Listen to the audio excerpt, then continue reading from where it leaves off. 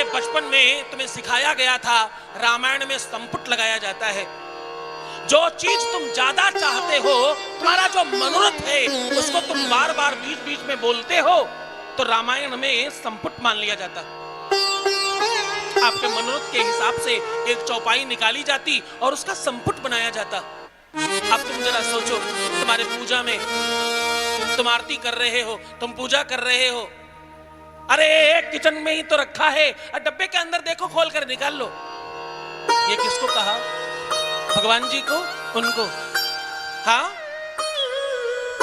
भूत पिशाच निकट नहीं आवे, गेट खोल दो। हाँ, तुम्हारे बीच बीच में संपुट लग रहा है।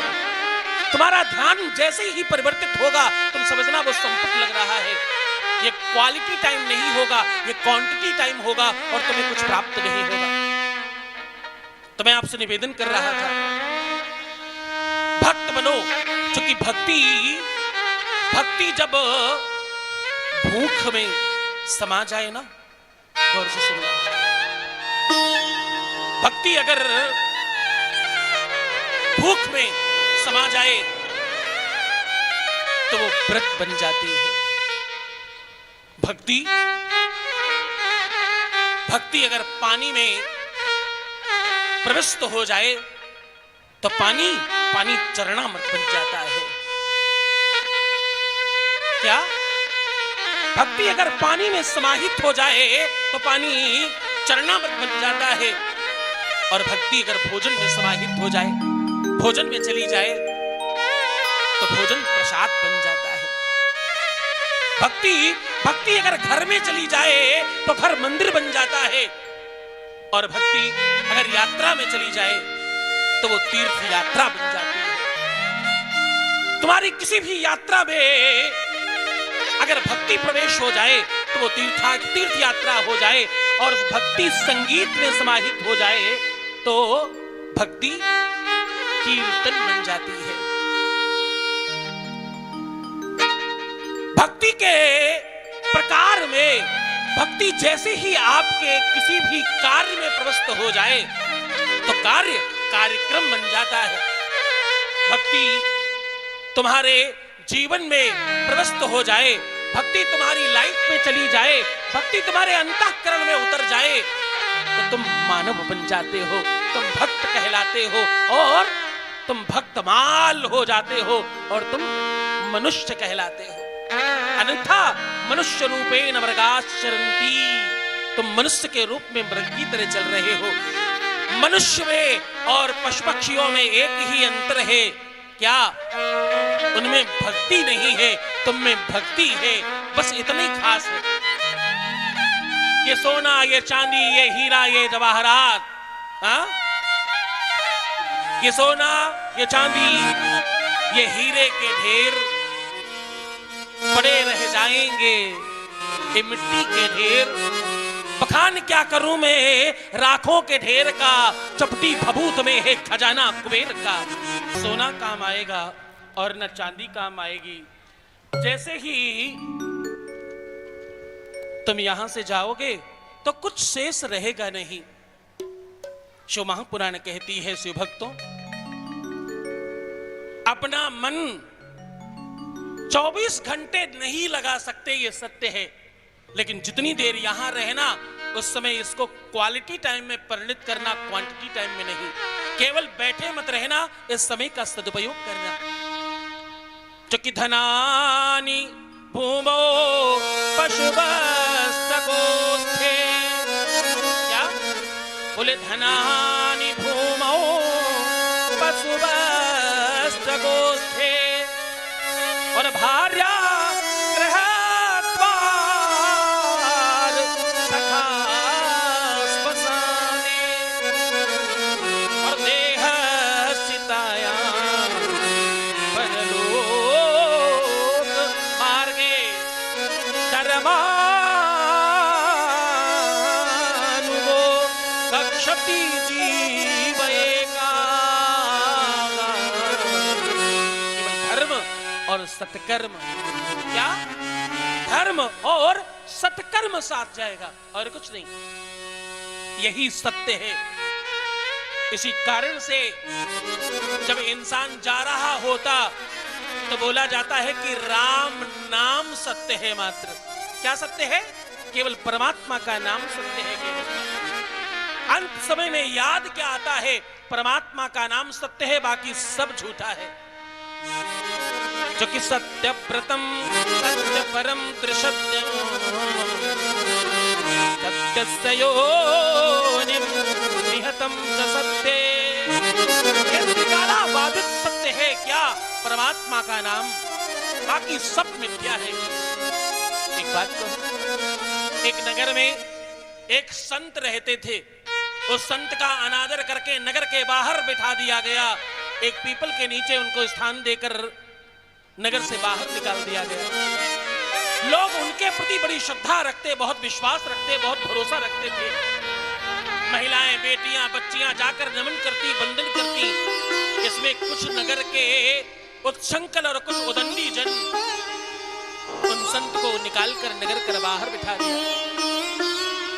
एक दिन जिन्होंने घर के बाहर निकाला था, उनका नवयुवक बच्चा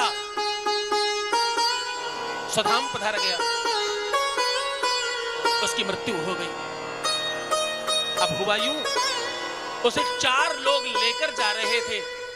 इतने में उस बालक की धर्मपत्नी दौड़ी दौड़ी आई और बिना लाज और हया के संत के चरणों में लौट गई। गुरुदेव, ऐसा सुना है कि संत मिलन को जाइए, माया जो जो पग आगे बढ़े वो दिन यज्ञ समान। गुरुदेव, मुझे ऐसा लगता है कि संत का दर्शन हुआ है, मुझे लाभ होना चाहिए। मेरे पति के प्राण का रक्षण करो। गांव के लोगों ने उस बिटिया को बड़ा भला बुरा कहा। ये संत, ये फकीर अब क्या कर सकेगा, तेरा पति मर चुका है। उस बिटिया ने कहा, जो संत कर सकता है वो भगवंत भी नहीं कर सकता, मुझे पूर्ण विश्वास है। संत ने उसी पीपल के नीचे उस मरे हुए बच्चे का शव रखवाया और उसका मुंह खोलकर उसके माथे पर हाथ फेरते हुए कहा, बेटा, राम राम का नाम सत्य है। और वो बालक उठकर बैठ गया, वो जीवित हो गया, वो राम राम करने लगा। तभी से ये प्रथा बनी कि जब भी कोई व्यक्ति स्वधाम जाता है, मृत्यु होती है, उसका शव पीपल के वृक्ष के नीचे जरूर रखा जाता। न जाने कहां से कोई टहलते हुए संत आए और सर पर हाथ फेर कर कह दे कि राम नाम सत्य है। हा? अंत में राम का नाम ही सत्य है, बाकी सब मिथ्या है। ये बात तुम्हें अंत में बताई जाती है, लेकिन सत्य पूछो तो इसका प्रारंभ से ही साथ चाहिए। परमात्मा का, ईश्वर का नाम तुम्हें प्रारंभ से चाहिए। हाँ? कोई दाम चाहता है, उसे दाम दे दो। जो राम चाहता है उसे राम दे दो। हाँ? ये परमात्मा का अद्भुत और अलौकिक दर्शन है। सूत जी महाराज कहते हैं, सौनकादिक ऋषियों, ध्यान से सुनना। सूत जी महाराज कहते हैं, सौनकादिक ऋषियों, आपने प्रश्न किया था। आपका पहला प्रश्न था, भगवान क्या होता है? भगवान किसे कहते हैं? क्या मंदिर भगवान है, अथवा अंदर की मूर्ति भगवान है, अथवा वहां कोई ज्योति और कोई शक्ति भगवान है? भगवान कौन है? आपका दूसरा प्रश्न था, हम किसकी पूजा करें और किसको रखें और किसकी पूजा न करें? बहुत सारे देवी देवता हैं, किसका पूजन हमें करना चाहिए? और आपका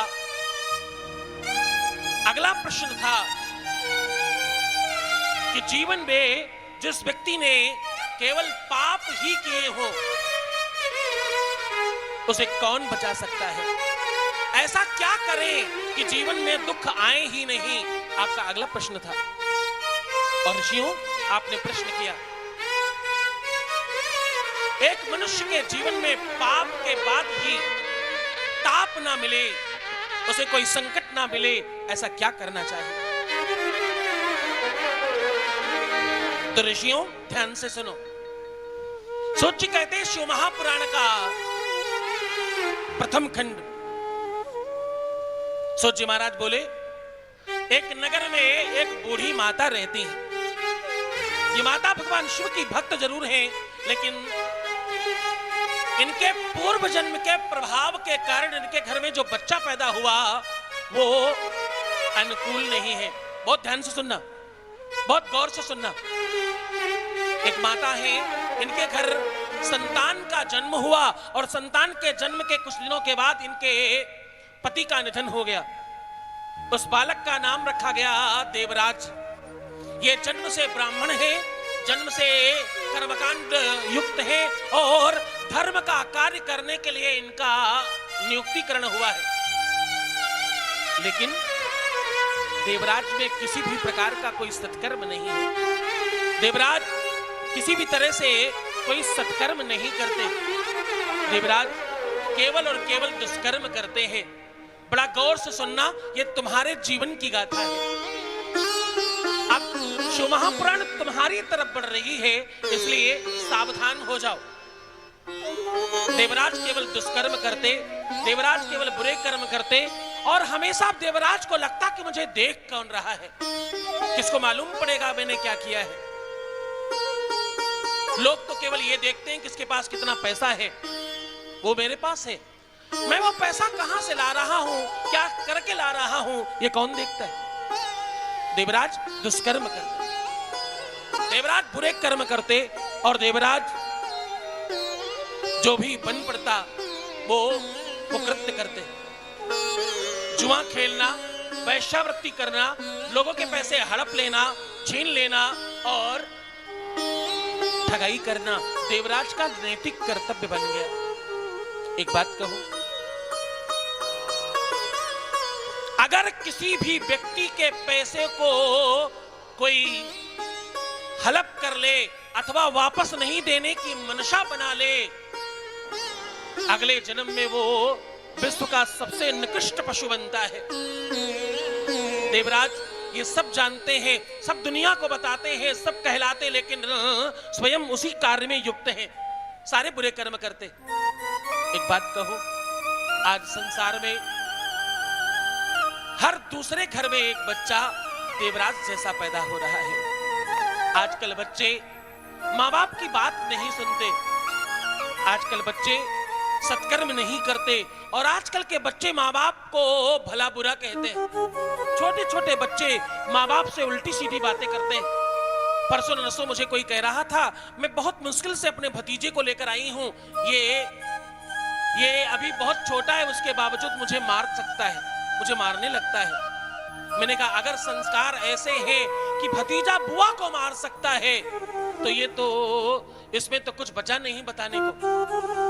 हाँ, 7-8 क्लास के बच्चे अपने माँ बाप को भला बुरा कहते हैं। एक बात कहो, अगर तुमने सत्कर्म नहीं किया है जीवन में, तुमने हाथ उठाकर दान नहीं दिया है, अगर तुमने धर्म नहीं किया है, तो निश्चित तौर पर समझना तुम्हें किसी भी सूरत में अच्छी संतति और अच्छे बच्चे मिल सकते नहीं हैं। अगर तुमने गलत काम किए हैं तो तुम्हें अच्छे बच्चे मिल सकते नहीं। खराब बच्चे होने के कारण बता रहा हूं, ध्यान सुनना। पहला कारण, तुम्हारे पास दूषित धन आया हो। खराब धन अगर तुम्हारे घर में आया, वो धन क्या करेगा? तुम्हारे बच्चों को बर्बाद करेगा, पहला लक्षण है। धन तुम्हारी संतति को खराब करता है, पहला लक्षण। और दूसरा, अगर पति पत्नी में से कोई भी चरित्रवान ना हो, अगर चरित्र खराब हुआ, ऐसी स्थिति में भी संतान को अच्छा रख पाना असंभव हो जाता है। दूसरा कारण, जिनके घर में सास ससुर का सम्मान नहीं होता, यानी माता पिता का सम्मान नहीं होता, उनके जीवन में बच्चे अच्छे पैदा नहीं होते। हाँ, और जिन्होंने अपने जीवन में किसी भी तरह से दान नहीं दिया, ऐसे व्यक्ति के घर में बच्चे अच्छे पैदा नहीं होते। इसी कारण से तुम्हारे पूर्वजों ने तुमको दान देने की पद्धति बताई।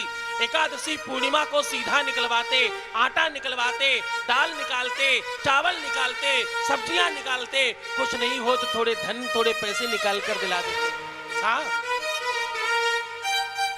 तुम सब भूल रहे हो, तुम सब चीजों से विलग हो रहे हो। तुम वो काम कर रहे हो जिससे तुम्हारा सौभाग्य खराब हो जाता, तुम्हारा भाग्य बर्बाद हो जाता। और एक बात कहूं,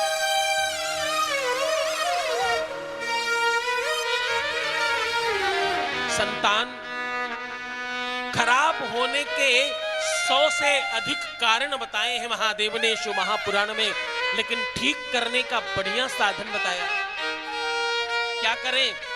संतानोत्पत्ति के बाद अथवा पूर्व से ही धर्म करें, दान करें।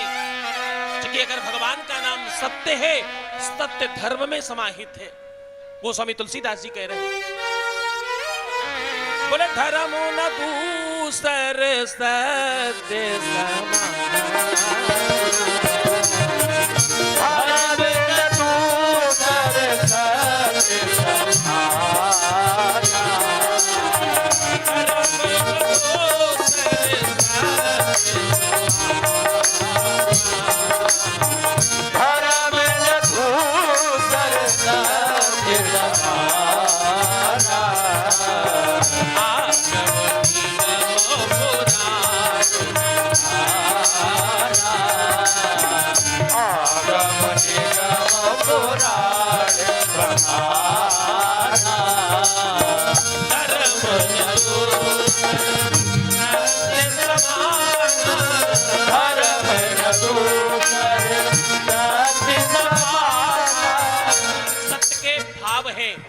सती होना, सतीत्व रखना, सत्य पर चलना, एक व्रत, एक नियम, एक पति, एक पत्नी, एक पिता, एक धर्म, एक नियम, एक नीति सत्य है।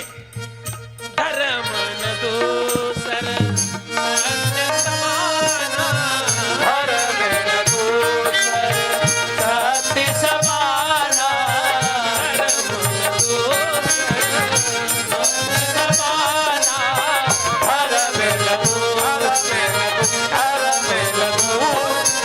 महादेव का एक नाम सतीश है, सत्य है, सत्य के ईश्वर, सती के पति, सती के ईश्वर सतीश। धर्म न दूसर सत्य समाना, धर्म न दूसर सत्य समाना, आगम निगम पुराण बखाना, आगम निगम पुराण बखाना, धर्म न दूसर सत्य समाना,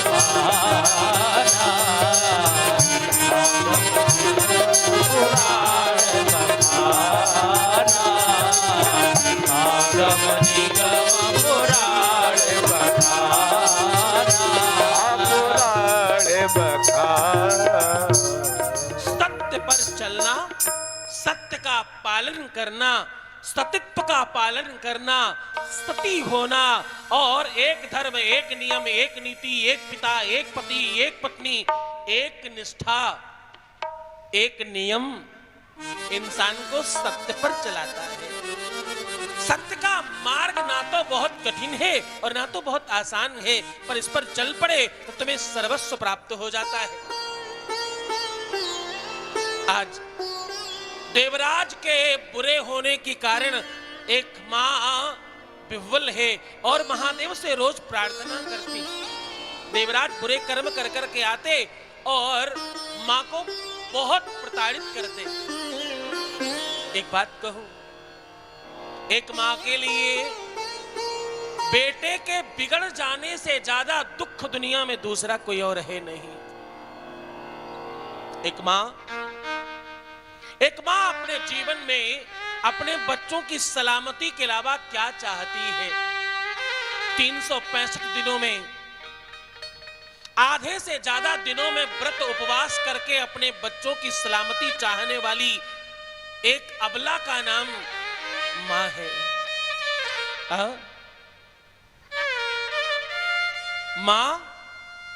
मां उस शक्ति का नाम है जो 365 दिनों के साल में अधिकतर दिनों में भूखी रहती है, इस कारण कि मेरे बच्चों की सलामती बनी रहे। मंदिरों में, तीर्थों में दूर दूर परिक्रमा करके अपने बूढ़े हाथ पैरों से ताकत न होने के बावजूद भी सत्कर्म करके मांगने की बारी आई तो कोछा फैलाकर, पल्लू फहराकर अपने बच्चों के लिए कुछ मांग लेने वाली दाता का नाम मां है। उस कृपावलंबिता का नाम मां है, उस जननी का नाम मां है। और एक बात कहो, जो अपने बच्चों को जन्म देते समय विश्व की सर्वाधिक पीड़ा सहन करती, एक साथ हजारों हड्डियां तोड़ दी जाएं, उसका भी 100 गुना ज्यादा दर्द और पीड़ा सहकर तुम्हें जन्म देने वाली उस परम शक्ति का, उस सबला का नाम, उस वीरांगना का नाम मां है। और कहो, मां तुम्हारे जीवन का शक्तिशाली बल है। मां से बड़ा कुछ और है ही नहीं। मां ने अपनी किडनी से तुम्हारी किडनियां बनाई है, अपने लीवर से तुम्हारा लीवर बनाया है और अपनी आंखों की रोशनी से तुम्हें नैन चक्षु दिए हैं। ऐसी दानवीरता का नाम मां है। घर के पकवान में सबसे बढ़िया सामग्री बनाकर कटोरी तुम्हारे सामने खिसका देने वाली, तुम्हें अच्छी लग रही है, तुम्हें बेहतर लग रहा है वो खाना, आपकी तरफ खिसका कर कहने वाली मेरा मन नहीं है खाने का, ऐसा कहने वाली उस त्याग मूर्ति का नाम मां है। तुम सत्यवान हो। अधिकतर दिनों में रात्रि में भोजन नहीं बचने पर कम भोजन करके आधा पेट खाकर सोने वाली उस त्यागिनी का नाम मां है। तुम्हारी ससुराल से आए हुए निमंत्रण पर, जब तुम्हारे ससुराल से निमंत्रण आता तो महीनों तैयारी करके छोटी छोटी पोटलियों में कुछ बांध बूंद कर अपने पति को, तुम्हारे पिता को भेजकर तुम्हारे रिश्ते को संभालने वाली का नाम मां है। सत्यवान, जिनकी माएं नहीं होंगी उनका अब मायका नहीं होगा, क्योंकि मायका तो माई से है, माई है तो मायका है, और माई नहीं तो मायका नहीं। जिनकी मां नहीं होगी वो अब नींद भर सो न पाते होंगे। असली सोने का आनंद लेना है तो एक बार मां की गोद में शीश रखकर सोना, तुम्हें आनंद पता चलेगा कि सोना होता कैसा है, कैसे सोया जाता है। तुम्हारी बीमारी पर, तुम्हारे तकलीफ पर, तुम्हारे जीवन में संकट पर सबसे पहले रोने वाली जो है ना, उसका नाम मां। मां तो तुम्हारी आत्मा है। मां तुम्हारा परमात्मा है। मां तुम्हारा ईश्वर है। मां तुम्हारी गुरुपूर्ण मां है। मां तुम्हारे लिए सर्वस्व है। जिस देहरी पर मैया का सम्मान नहीं होता है, जिस दहलीज पर, जिस देहरी पर मां का सम्मान नहीं होता है, दूर तलक उस देहरी के भगवान नहीं होता है, दूर तलक उस घर के परमात्मा भगवान नहीं होता है। भगवान मां में समाहित है। मां से बड़ा क्या है इस दुनिया में, इस धरा में। परमात्मा जब आता है तो क्या करने आता है? वो मां के आनंद के लिए, आह्लादन के लिए, मां की ममता के लिए आता है। एक बच्चा किसी वैश्या के कहने पर मां का कलेजा काट कर जा रहा था। रास्ते में ठोकर लगी, जब बच्चा गिरा उसे चोट लगी तो कलेजे से आवाज आई, मेरे बच्चे तुझे कहीं चोट तो नहीं लगी, कहीं तुझे कुछ हुआ तो नहीं। कटा हुआ कलेजा कह रहा है, उस कलेजे की आह का नाम माँ है, उस पुकार का नाम माँ है। घुटने में दर्द है, कमर में दर्द है, बीमार रहती है, अपने बच्चों के लिए तीर्थाटन करके परमात्मा से कुछ मांगने की बारी आए तो मेरे बच्चों की सलामती करना, ऐसी मांग की मांग को मां कहते हैं। बूढ़ी मां हो सकता है शारीरिक सबल ना हो, बूढ़ी मां हो सकता है शारीरिक रूप से उसमें बल कम बचा हो, लेकिन तुम्हारे लिए आवश्यकता पड़े तो दुनिया में सबसे बलशाली कोई होता है तो उसका नाम मां है। हाँ, मां तो उस शक्ति का नाम है जिसे तुम अनाज पाते हो, जिससे तुम भोजन पाते हो, जिसे तुम धरती मां कहते हो। हाँ, मां से बड़ा कुछ नहीं है इस दुनिया में। तुम्हारी कितनी ही बड़ी गलती हो जाए, तुमसे कितना ही बड़ा कोई अपराध हो जाए, तुमको अपराधी न मानने वाला पूरी दुनिया में कोई होगा ना तो उसका नाम मां है। तुम्हारी गलती उसे दिखती नहीं। दुनिया का सबसे बड़ा गलत इंसान, उसकी मां से पूछो तो कहेगी संगति में बिगड़ गया है, मेरा बच्चा बर्बाद नहीं है, मेरा बच्चा बुरा नहीं है। हाँ, संगति ने खराब कर दिया है उसे, वो खराब नहीं है। जो अपने माँ बाप को पीट रहे होते हैं, जो अपने माँ बाप को घर से निकाल देते हैं, उन माँ बाप के हृदय से पूछो तो वो कहते मेरे बच्चों की सलामती हो, वो अच्छे रहे, बस यही चाहते। हाँ,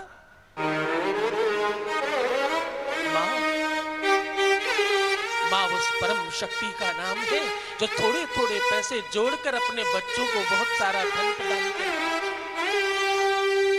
जब किसी के पास कुछ नहीं बचता तो माँ की गोलक में निकलता है, माँ के आटे के डब्बे में निकलता है, माँ के दाल के डब्बे में निकलता है, और वो धन थोड़ा थोड़ा बचा बचा करके अपनी किसी भी आवश्यकताओं को दरकिनार कर करके बचाया हुआ धन अपने बच्चों पर लुटा देने वाली उस दानवीर का नाम माँ है। बात कहूं,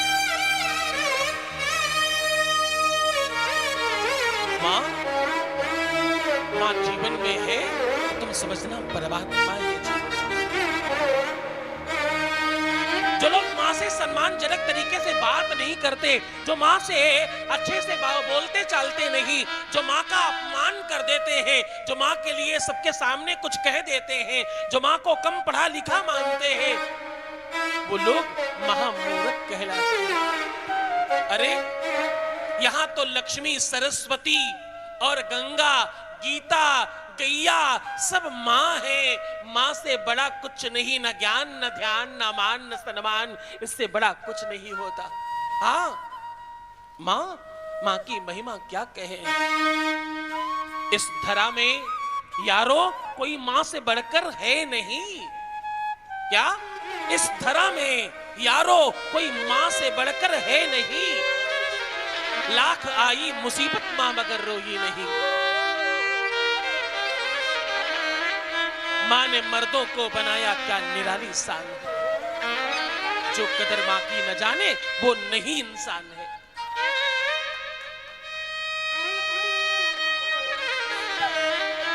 और एकदम सत्य मानना,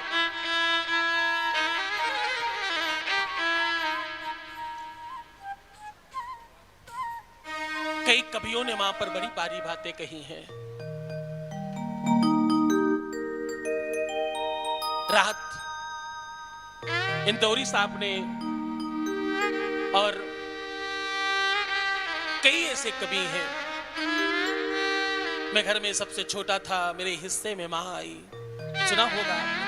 हाँ, मां बहुत गुस्से में होती है तो रो देती है। अधिक गुस्सा आए, अधिक परेशान हो जाए तो क्या करेगी? ज्यादा से ज्यादा रोकर निकाल देगी, तुम्हें कुछ नहीं कहती। तुम्हारी गलतियों पर पर्दा डालने वाली, तुम्हें हमेशा बचा लेने वाली, तुम्हें हमेशा संभाल लेने वाली का नाम माँ है। और सत्य मानना, माँ तुम्हारी आत्मा में बसा हुआ एहसास है। तुम दुनिया भर में पत्थरों में माथा पटक रहे हो, यहां वहां भटक रहे हो, मेरी बात मानना, अगली बार जब तुम्हें अपने माँ को प्रणाम करने का अवसर लगे तो हाथ आगे मत बढ़ाना, अपना माथा उनके चरणों में रखकर देखना, पहली बार तुम्हें प्रणाम करने का अवसर प्राप्त होगा और पहली बार उसका लाभ मिलेगा तुम्हें। माँ बाप को प्रणाम करने में हाथ न लगाना, अपना माथा रखना, हा? क्योंकि इनसे बड़ा कुछ होता नहीं है। क्योंकि माता पिता और गुरु चरणों में प्रणव हूँ बारंबार, कि हम पर किया बड़ा उपकार, हम पर किया बड़ा उपकार, किया बड़ा उपकार, हम पर किया बड़ा उपकार। माता पिता और गुरु चरणों में प्रणव हूँ बारंबार, कि हम पर किया बड़ा उपकार, कि हम पर किया बड़ा उपकार। पिता और गुरु चरणों में प्रणव हूँ बारंबार, कि हम पर किया बड़ा उपकार, कि हम पर किया बड़ा उपकार। रामायण में ये चौपाई जितनी बड़ी होगी, राम के जीवन के दो ही भाग हैं। माता पिता और गुरु चरणों में प्रणव हूँ बारंबार। कि हम पर बात तुम्हारे बड़ा उपकार, कि हम पर किया बड़ा उपकार। राम के जीवन की दो चौपाइयां ध्यान से सुनो, उसके बाद हम लोग इस प्रार्थना में आगे बढ़ेंगे। प्रात काल उठ के रघुनाथा, मात पितहि गुरु नामई माथा, परमात्मा राम के जीवन का पहला लक्षण। और दूसरा लक्षण, इस पर पूरी रामायण समाहित थे, आधारित थे। क्या? माता पिता गुरु की वाणी बिना विचार करो शुभ जानी। वो अच्छा ही कह रहे होंगे, ऐसा मानकर करो। माता पिता गुरु की वाणी बिना विचार करहु शुभ जानी। हाँ? माता पिता वर गुरु चरणों में प्रणव बारंबार, हम पर किया बड़ा उपकार, कि हम पर किया बड़ा उपकार, कि हम पर किया बड़ा उपकार।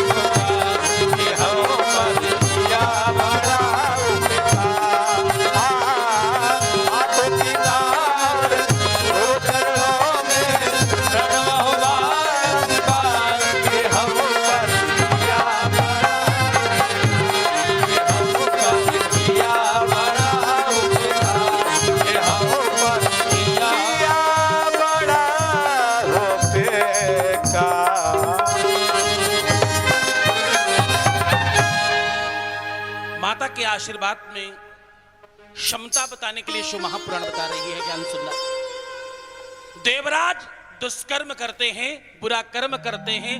दुनिया का कोई ऐसा अधर्म नहीं तो देवराज नहीं करते। नाम देवराज है, जन्म से ब्राह्मण है, कर्मकांडी है, लेकिन एक भी कर्म में अच्छा कांड नहीं है। पूरे जीवन में लंका कांड प्रवेश कर चुका है इनके। हाँ, क्या है? पूरे के पूरे जीवन में लंका कांड प्रविष्ट हो चुका है, यानी आसुरी प्रवृत्ति है इनकी। एक दिन धनिकों को ठगने के नाम पर प्रयागराज निकल पड़े। साथ में कुछ मित्र हैं, लेकिन रास्ते में घनघोर बारिश हुई, सब मित्र भाग गए। स्वार्थी लोग हैं ना, संकट में काम नहीं आते। तुम्हारा साथ देने वाले लोग पता कौन है? बहुत गिने चुने लोग, अधिकतर लोग तुम्हारा उपहास करने वाले और तुम्हें ठगने वाले, तुम्हें बर्बाद करने वाले हैं।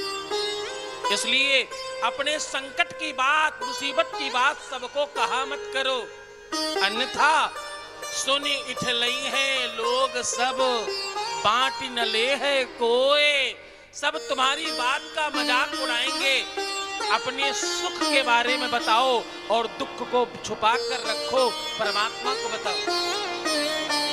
आज इनके सब यार मित्र दोस्त सब भाग गए, ये अकेले हैं, रास्ते में खूब भीग गए, बीमार पड़ गए, शरीर साथ नहीं दे रहा है। अब ध्यान से सुनना, जब अंतिम समय आए ना, उस समय फिर से भक्ति जाग उठती है। इनको कुछ भी ध्यान नहीं आ रहा, शरीर रोगी हो गया है। पास में शिव महापुराण हो रही थी, उस शिव महापुराण में शिव महापुराण सुनने के लिए नहीं, बारिश से बचने के लिए और शरीर को बचाए रखने के लिए अंदर घुस गए, प्रवेश कर गए। धीरे धीरे जाने अनजाने शिव महापुराण सुन रहे हैं। एक तरफ शिव महापुराण जीवन में प्रवेश कर रही है और दूसरी तरफ जीवन शरीर के बाहर निकल रहा है। ये गजब यात्रा है जीवन की इनके। एक तरफ धर्म प्रविष्ट हो रहा है और दूसरी तरफ अधर्म रूपी प्राण बाहर जा रहे हैं। धीरे धीरे धीरे धीरे जैसे जैसे कथा आगे बढ़ रही है, कथा में पाप विमोचन खंड चल रहा है। कोई किसी का पैसा छीन ले तो अगले जन्म में सूकर यानी सुअर बनता है। कोई किसी की पीठ पीछे बुराई करे तो अगले जन्म में भौंकने वाला कुत्ता कुकुर बनता है, डॉग बनता है, स्वान बनता है। कोई व्यक्ति किसी के साथ अगर दुष्कर्म करे तो अगले जन्म में नगर वधू बनता है। इस प्रकार के अनेकों पाप के खंड विमोचन हो रहे। ध्यान सुनना, देवराज को एक एक बात याद आ रही है। एक बात कहूं, इस संसार में कोई तुम्हारा है नहीं, तुम किसके लिए परेशान हो? हाँ, तुम्हारा लाडला तुम्हारे मरने पर क्या करेगा मालूम? तुम्हारा बेटा जिसको तुम अपनी सारी संपत्ति जोड़ जोड़ के उसके नाम करने वाले हो, वो क्या करेगा? बोले पिंडदान कर पुण्यात्मा ने, क्या बोले? पिंडदान कर, क्या करेगा? पिंड का दान। बोले पिंडदान कर पुण्यात्मा से अपना पिंड छुड़ाएगा। क्या करेगा?